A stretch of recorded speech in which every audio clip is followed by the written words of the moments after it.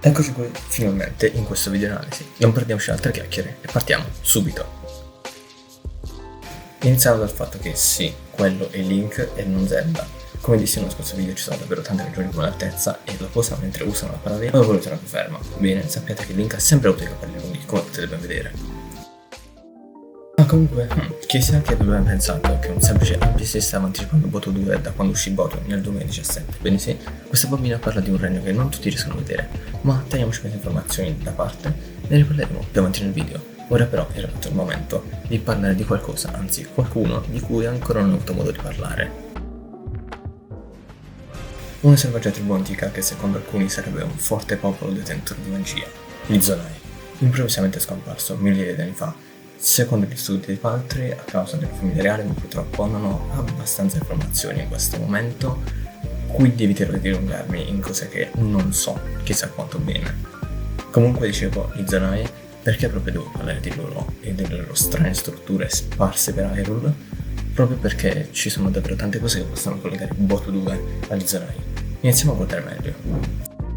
Link usa proprio una testa di drago per sputare fuoco. Facciamo un breve focus su quel drago. Oh sì, quello è proprio uno dei draghi nelle tipiche strutture degli Zonai.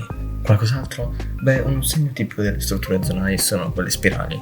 E beh, ci sono le spirali presenti qui, su questo tempio, che casualmente anche qui sono presenti su questo strano personaggio. Comunque, purtroppo, le informazioni a nostra disposizione finiscono qui. E per questo, quindi, direi di passare a un'analisi più dettagliata delle isole vere e proprie. In questi giorni, dopo il rilascio del trailer, tutto l'internet interessato alla saga di Zelda ha concentrato le sue forze per riprodurre precisamente la posizione di queste isole e ora abbiamo la certezza che si trovano esattamente qui sopra la mappa di Hyrule. Ma sarebbe troppo poco fermarsi a questo, quindi partiamo con una teoria. Se fosse che il motivo per cui questo regno di isole volanti non l'abbiamo mai visto in Breath of the Wild è il collegamento con i draghi?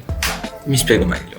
Nel corso di Boto vediamo a conoscenza del fatto che non tutti riescono a vedere i Koroku, ma anche i draghi. Ebbene sì, grazie ad un NPC sappiamo che praticamente nessuno riesce a vedere i draghi tranne proprio i bambini, essendo quelli di cuore. Quindi il collegamento tra le isole e Hyrule potrebbero proprio essere i draghi. Che così, per fare un esempio, potrebbe essere che in Boto i draghi, quando scompaiono in quello strano ciclone in cielo, in realtà arrivano proprio tra quelle nuvole in mezzo alle isole. Chissà, potremmo anche parlare dell'ipotesi in cui pezzi di terra squadrati siano degli strati di terra caduti da quelle isole nel cielo, oppure del fatto che il Monte Morte sembra essere inattivo, quindi possibilmente esplorabile interamente, o anche del fatto che in qualche modo i mostri hanno cambiato aspetto, ma purtroppo al momento non ci sono troppe informazioni a riguardo, quindi meglio passare all'ultima cosa da analizzare, o meglio, teorizzare.